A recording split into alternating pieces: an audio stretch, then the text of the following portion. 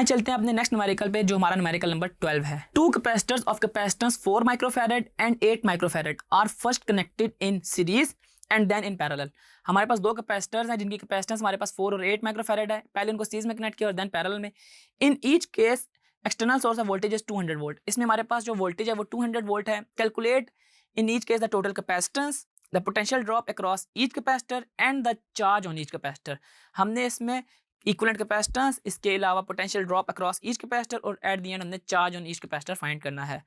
तो आइए स्टार्ट करते हैं इसके पहले पार्ट से, जिसमें हमारे पास कैपेसिटर्स इन सीरीज अटैच हैं। हमारे पास क्या है कि दो कैपेसिटर्स हैं, एक है 4 माइक्रोफैरड का और एक है हमारे पास 8 माइक्रोफैरड का, और ये हमारे पास सीरीज में कनेक्ट हैं विद हमारे पास जो इसके साथ पोटेंशियल डिफरेंस है वो है 200 वोल्ट का। ठीक है, ये हमारे पास जो है इसकी गिवन डाटा है। मैं इसको कह देता हूँ ये 8 माइक्रोफैरड का है और दूसरा जो है ये 4 माइक्रोफैरड का है। ठीक है जी, इसमें हम इसकी सबसे पहले सी इक्विवेलेंट फाइंड करते हैं, जो इसकी इक्विवेलेंट कैपेसिटेंस है। आपको ये बात पता है कि हमारे पास जब सी इक्विवेलेंट हमने फाइंड करनी होती है तो सीरीज वाले केस में हमारे पास वो रेसिप्रोकल की फॉर्म में आती है, यानी कि हमारे पास 1/CE is equal to 1/C1 plus 1/C2। इसमें मैं C1 इसको ले रहा हूँ और C2 मेरे पास 8 माइक्रोफैरड आ रही है। ठीक है जी, तो 1/4 प्लस 1/8 ये 1/CE के इक्वल आ गई। और जब मैंने इनको सॉल्व किया तो CE मेरे पास इक्विवेलेंट आती है, मैं इसको फाइंड कर लेता हूँ। हम क्या करेंगे इसमें 1/4 प्लस 1/8 हमारे पास 3/8 आती है, और जब मैं इसका रेसिप्रोकल ले लेता हूँ 1/3/8 करता हूँ तो मेरे पास इसका आंसर आता है 2.66। ठीक है जी, हमारे पास ये कितना आ जाएगा 2.66 माइक्रोफैरड। ये मेरे पास इक्विवेलेंट कैपेसिटर्स आ गई जब हमने कैपेसिटर्स को सीरीज में अटैच किया। अब इसके बाद है हमारे पास the potential drop across each capacitor. हमने इसके पोटेंशियल ड्रॉप निकालना है ईच कैपेसिटर पे, तो हम किस तरह निकालेंगे, हम Q is equal to CV वाले फार्मूले से निकालेंगे। आपको ये बात पता है हमारे पास जो Q है Q1 वो हमारे पास इक्वल होगा C1V के इक्वल, जो हमारे पास Q2 वाला फार्मूला है वो हमारे पास C2 इंटू V के इक्वल होगा। ठीक है जी, पोटेंशियल जो डिफरेंस है वो हमारे पास V के इक्वलेंट है। अब जब पोटेंशियल ड्रॉप की बात आ रही है तो हम Q1/C1 करेंगे और Q2/C2 करेंगे। Q1 मेरे पास कितना है, मेरे पास इसमें आपको एक चीज़ और भी याद रखनी है कि हमारे पास जो कैपेसिटर्स है ना वो सीरीज में कनेक्ट हैं, और जब कैपेसिटर्स हमारे पास सीरीज में कनेक्ट होते हैं तो इनके जो Q1 और Q2 हैं वो आपस में बराबर होते हैं, और Q1 और Q2 आपस में बराबर होते हैं तो इट मीन्स हम इक्विवेलेंट कैपेसिटर्स के थ्रू इसको सॉल्व कर रहे होते हैं। तो एक्चुअली हमारे पास जो चार्ज का फार्मूला है वो यही है, Q is equal to CV, लेकिन हम इसमें जो C यूज़ करेंगे वो इक्विवेलेंट कैपेसिटेंस वाले यूज़ करेंगे और वोल्टेज हमारे पास 200 वोल्ट है। तो इसमें हम लोग सबसे पहले इसका जो Q है वो फाइंड करते हैं CE इंटू V से।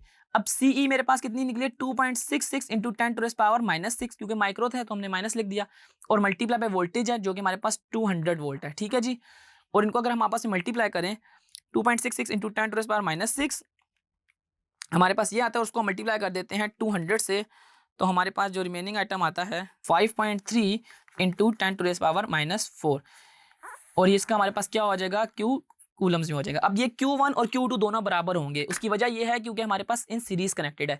सीरीज में हमारे पास जो चीज़ चेंज हो रही होती है वो हमारे पास इसके पोटेंशियल हो रहे होते हैं, यानी कि हमारे पास ये V1 हो जाएगा और ये V2 हो जाएगा, और Q हमारे पास सेम रहेगा। इसको मैं Q और Q लिख देता हूँ। Q हमारे पास सेम है 5.3 इंटू 10⁻⁴, या हम इसको Q1 Q2 भी अगर रहने दें तो उससे होगा क्या कि आपको डिस्टिंग्विश हो जाएगा कि हमने पहले V1 का निकाल रहे हैं और फिर V2 का निकाल रहे हैं। तो आए इनके हम पोटेंशियल डिफरेंसेस निकालते हैं। V1 हमारे पास क्या है, इसमें V1 मेरे पास आ जाएगा Q1/C1, और V2 जो है वो मेरे पास आ जाएगा Q2/C2। ठीक है, इसको हम Q2 लिख देते हैं, Q2/C2। अब इसके अंदर हम Q1 और C1 की वैल्यू पुट इन करते हैं। Q1 मेरे पास है 5.3 इंटू 10⁻⁻⁴, 5.3 इंटू 10⁻⁻⁴, और C1 है मेरे पास 4 माइक्रोफैरड, 4 इंटू 10⁻⁻⁶। और इसके बाद हम V2 को भी ऐसे साथ ही फाइंड कर लेते हैं। Q2 है हमारे पास सेम, दैट इज 5.3 इंटू 10⁻⁻⁴, और C2 है मेरे पास 8 इंटू 10⁻⁻⁶। और यहाँ से मैं V1 और V2 की वैल्यू को फाइंड कर लेता हूँ। हमारे पास V1 की वैल्यू निकलती है 133.3 वोल्ट, और V2 की वैल्यू हमारे पास निकलती है 66.2 वोल्ट, 66.2 वोल्ट। तो यूँ हमने देखा कि जब हमारे पास कैपेसिटर सीरीज में कनेक्ट हों तो हम इसकी सबसे पहले इक्विवेलेंट कैपेसिटेंस कैसे निकालते हैं, इसके बाद हम इसके चार्ज को कैसे फाइंड करते हैं, क्योंकि हमारे पास सीरीज में चार्जेज होते हैं वो तकरीबन सेम मैग्नीट्यूड के होते हैं, और इसके अलावा हम लोग इसका पोटेंशियल डिफरेंस कैसे फाइंड करते हैं। अब हम इसका बी पार्ट करते हैं, जिसमें कह रहा है कि अगर हमारे पास ये पैरेलल कनेक्ट हो। पैरेलल कनेक्ट होने का मतलब ये है, मैं इसकी डायग्राम आपको बताता हूँ कि हमारे पास पहले 4 माइक्रोफैरड कनेक्ट है और इसके साथ हमारे पास 8 माइक्रोफैरड कनेक्ट है। और ये दोनों आपस में कनेक्ट होकर एक वोल्टेज के साथ कनेक्ट है जो कि हमारे पास 200 वोल्ट है। ये हमारे पास 200 वोल्ट हो गया, ये हमारे पास 4 माइक्रोफैरड और ये मेरे पास 8 माइक्रोफैरड की कैपेसिटर लगा है। ठीक है जी। तो इसमें हम सबसे पहले निकालते हैं इक्विवेलेंट कैपेसिटेंस। इक्विवेलेंट कैपेसिटेंस इसमें बड़ी इजीली निकलती है। सीई जो है वो C1 प्लस C2 करके निकल आएगा, क्योंकि पैरेलल में हमारे पास रेसिप्रोकल नहीं होता, बिल्कुल डायरेक्ट हम C1 और C2 को आपस में ऐड कर देते हैं।